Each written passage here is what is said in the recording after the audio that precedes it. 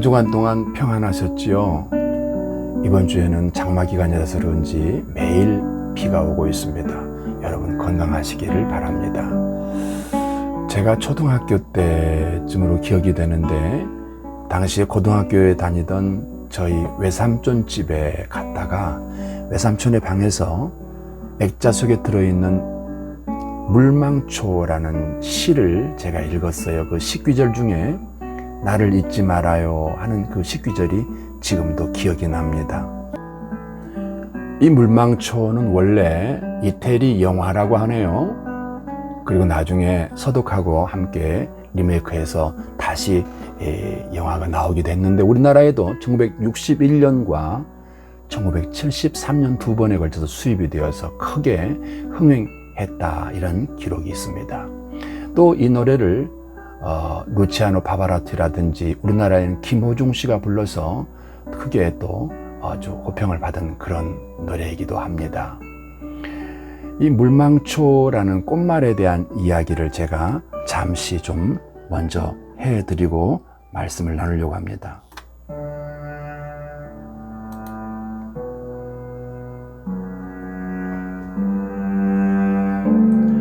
다뉴브 강가를 사랑하는 남녀가 걷고 있었습니다.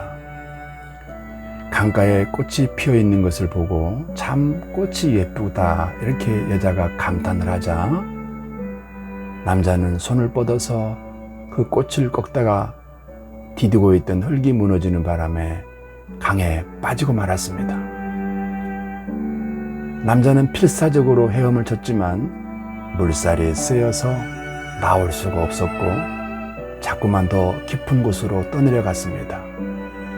여자는 강가를 따라 뛰면서 비명을 지르면서 어찌할 바를 모르면서 울부짖었습니다.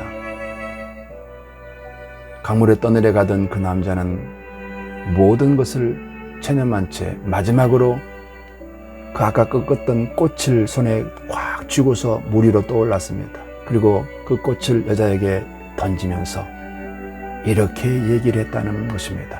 나를 잊지 말아요. 나를 잊지 말아요. 그리고서 물속에 잠기고 말았습니다. 여자는 남자의 무덤에 그 꽃을 심고 그가 남긴 마지막 말을 따서 꽃 이름을 물망초라고 불렀다고 하는 것입니다.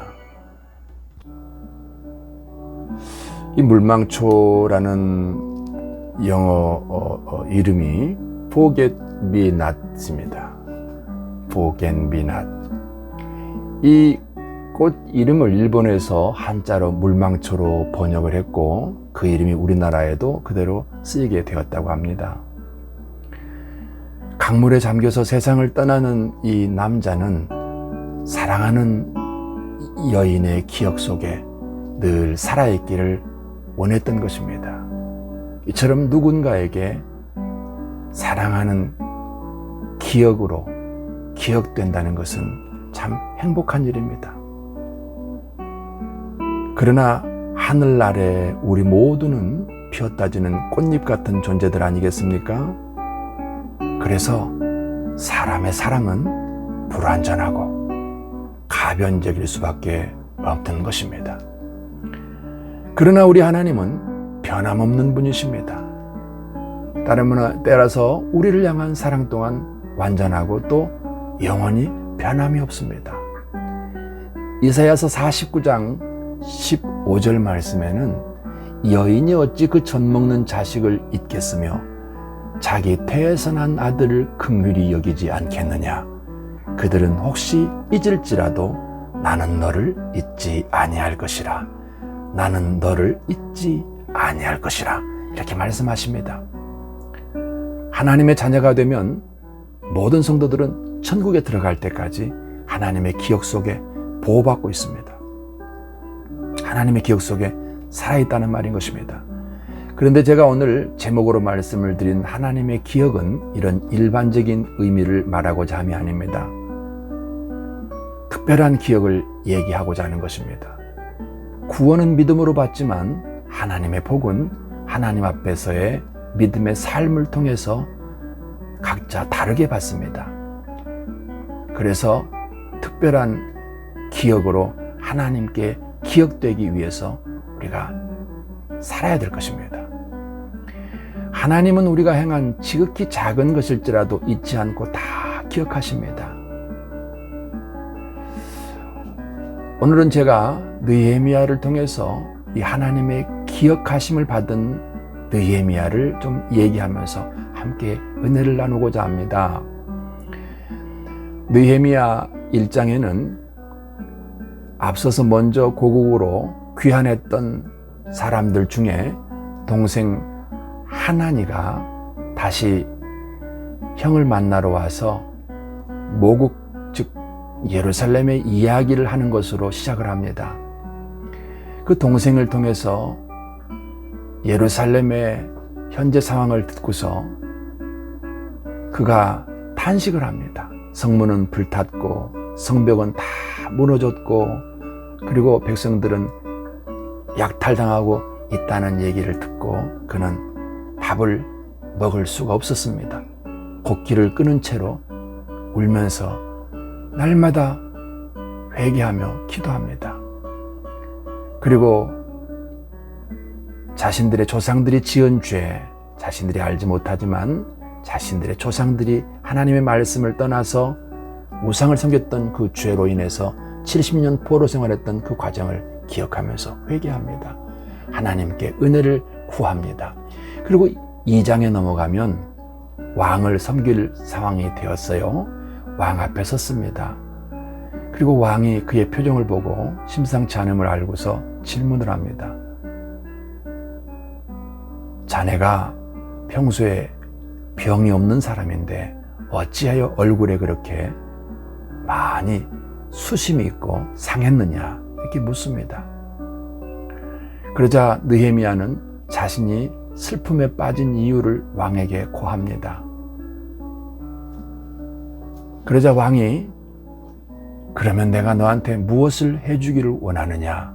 그러자 느헤미야가 제가 제 고향에 제 부모님의 고향인 이스라엘에 예루살렘에 다녀오기를 원합니다. 저를 좀 보내주세요. 이렇게 했더니 왕이 허락을 해서 이제 느헤미야가 자신의 고국인 부모님들의 고국이지요. 자신은 피난 2세니까 포로 2세니까 그리고서 예루살렘에 도착을 해서 예루살렘의 성벽을 밤에 몰래 다 돌아보는데 기가 막힌 것입니다. 너무나 할 말을 잃을 만큼 처참하게 무너져 있는 예루살렘 성벽을 보고서 다음날 백성들을 일으키고 장로들에게 동기부여를 시켜서 성벽 공사를 시작합니다. 많은 방해들이 있었습니다. 그러나 다 이기고 52일 만에 마침내 완공을 했다는 것입니다. 그리고 그는 유다 총독으로 임명이 되어서 예루살렘에서 12년 동안 직무를 수행하면서 하나님께 쓰임받기를 시작합니다. 그런데 특별히 이 사람 느헤미야가 했던 일 중에 또 하나 특징적인 게 있습니다. 그 느헤미야 5장 14절에 보면 이렇게 말씀하세요. 내가 유다 땅 총독으로 세움을 받을 때 곧 아닥사스다 왕 20년부터 32년까지 12년 동안은 나와 내 형제가 총독의 녹을 먹지 아니하였느니라 이렇게 말씀하는 구절이 있습니다.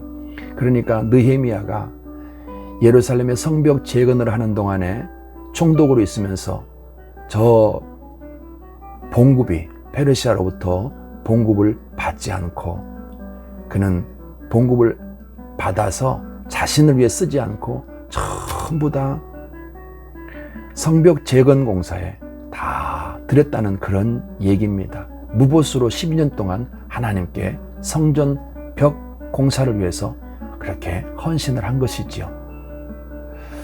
자, 하나님은 이 사람을 기억하십니다. 히브리서 6장 10절 말씀에는 하나님은 불의하지 아니하셔서 너희 행위와 그의 이름을 위하여 나타낸 사랑으로 이미 성도를 섬긴 것과 이제도 섬기고 있는 것을 잊어버리지 아니하시느니라 라고 말씀하십니다. 우리 하나님께 드린 우리의 헌신과 우리의 충성과 눈물은 기억하고 잊어버리지 않겠다는 말씀인 것입니다. 독일의 어떤 왕의 이야기 중에 이런 게 있습니다. 그가 죽기 전에 성전을 하나님께 건축해서 봉헌하고 싶은 마음이 있었습니다. 그는 마지막으로 죽기 전에 해야 할 일이라 생각하고서 온 백성들에게 명령을 합니다.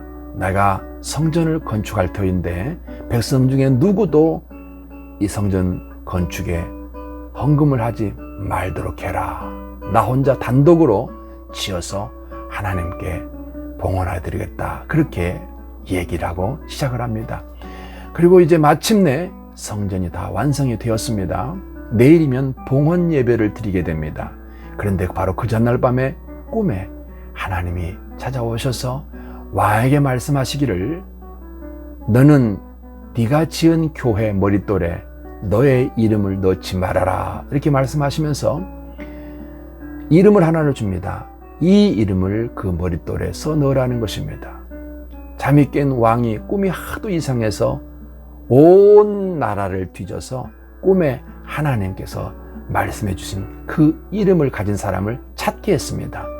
며칠 후에 사람을 찾아서 왕 앞에 데리고 왔습니다. 보니까 할머니였어요.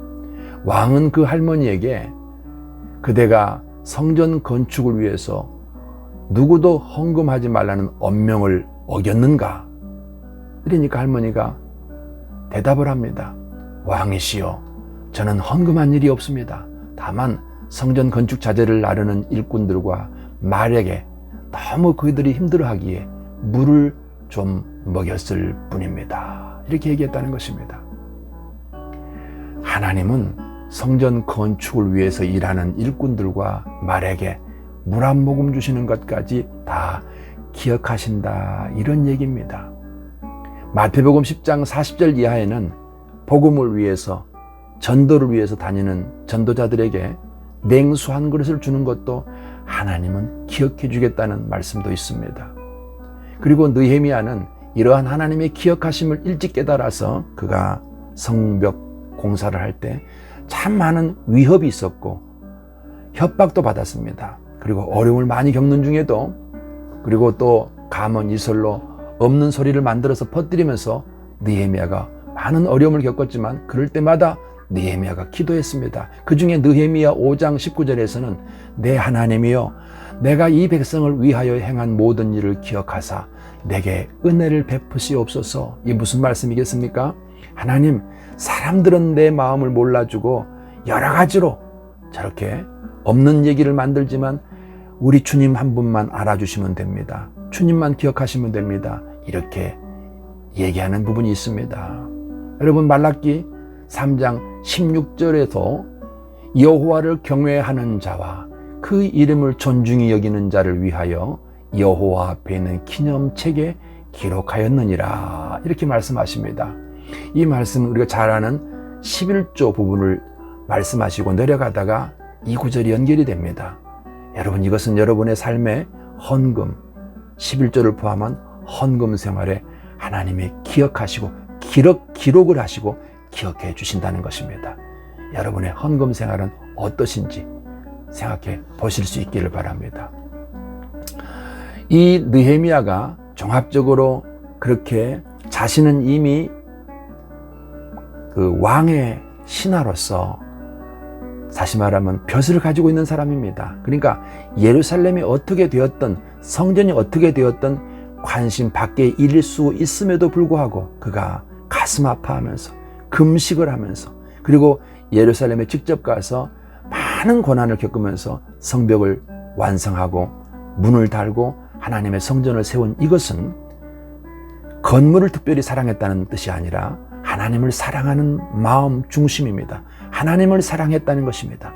그만큼 느헤미야는 자신의 삶에 안주하지 않고 하나님을 생각하며 하나님을 사랑했다는 말입니다. 오늘날로 말하면 이 느헤미야의 사랑은 바로 교회 사랑입니다. 교회를 세우는 것입니다. 하나님 모르는 불신자가 성전입니다. 너희가 하나님의 성전인 것과 하나님의 성령이 너희 안에 계시는 줄을 너희가 알지 못하느냐. 고린도서 3장 16절에 있는 말씀인 것입니다. 오늘 우리 시대에 성전을 세우는 것은 하나님 모르는 불신자를 예수 믿게 만드는 것입니다. 그것이 바로 교회를 세우는 것입니다. 그것은 곧 하나님을 사랑하는 가장 뜨거운 행동인 것입니다. 이 때문에 오늘을 성공해야 됩니다. 오늘을 믿음으로 살아야만 된다는 것입니다. 관련하여 영국의 샬롯 키틀리의 글을 좀 소개하려고 합니다. 이 여인은 대장암 4기 판단을 받고 암세포가 전체로 퍼져서 살 수 없다는 그런 사형 선고를 받습니다. 이걸 치료하기 위해서 종양 제거술을 2번 하고 방사선 치료를 25번 하고 화학요법으로 치료를 39번 하면서 병을 고쳐보려고 최선을 다했으나 안타깝게도 남편과 그리고 5살, 3살짜리 자녀를 남겨둔 채 세상을 떠났다고 합니다. 그녀가 죽으면서 했던 말들이 블로그에 올려져 있었는데요. 그것을 제가 잠시 소개하겠습니다. 살고 싶은 나날이 이렇게도 많은데 저한테는 허락되지 않네요. 내 아이들 커가는 모습도 보고 싶고 남편에게는 못된 마누라라고 하는 소리도 들어보고 싶은데 그럴 시간을 안 주네요.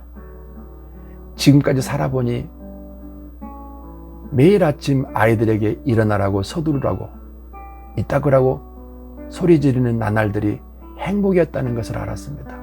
살고 싶어서 해보라는 온갖 종류의 치료를 다 받아봤습니다. 기본적인 의학 요법은 물론이고 기름에 절인 치즈도 먹어보고 쓰디 쓴 즙도 마셔봤습니다. 한방에 가서 침도 맞아봤습니다. 그런데 모두 안 되더라고요. 남편과 장례식 문제를 미리 처리해놓고 나니 매일 아침 일어나서 내 아이를 껴안아주고 뽀뽀해줄 수 있다는 게 새삼 감사하게 느껴졌습니다. 이제 얼마 후에 나는 남편의 곁에서 잠을 깬 이른 아침에 기쁨과 행복을 잃게 될 것입니다. 남편은 무심코 커피 잔 2개를 꺼냈다가 커피는 한 잔만 타도 되는구나 라는 사실에 슬퍼하게 되겠지요. 딸아이 머리를 따줘야 되는데 이를 누가 해줄 것이며 아들 녀석이 가지고 놀던 레고의 어느 한 조각이 어디에 굴러 들어가 있는지를 나만 아는데 그것을 이제 누가 찾아줄까요? 내 아이 유치원 입학하는 날 데려다주는 기쁨을 가슴에 품고 떠날 수는 있었습니다. 아이의 흔들거리던 이가 빠져 그 기념으로 자전거를 사주러 갔을 때는 정말 행복했습니다. 모두가 저에게는 감사하고 행복했던 기억입니다. 여러분 부디 삶에 주어진 오늘을 꼭 붙드시기 바랍니다. 오늘을 허비하지 말고 꼭 붙드시기 바랍니다. 샬롯 키틀리 이렇게 글을 마감합니다. 이분의 얘기가 오늘 우리에게 참 깊은 울림을 줍니다. 오늘은 아무도 살아본 적 없는 새로운 날입니다. 우리보다 앞서 누구도 오늘을 살아본 사람이 없습니다. 하나님의 은혜로 오늘이 우리에게 주어졌습니다. 오늘 이 날에 우리 간절함으로 열심으로 이 날에 하나님의 집을 세우는 하나님을 사랑하는 그 중심으로 하나님 나라를 세우는 하나님의 교회를 세우는 불신 영혼을 예수 믿게 하는 일에 여러분의 힘을 다하시는 그런 하루로 사실 수 있기를, 그리하여 하나님께 기억되는 여러분 인생을 사시기를 예수님의 이름으로 축복합니다. 감사합니다.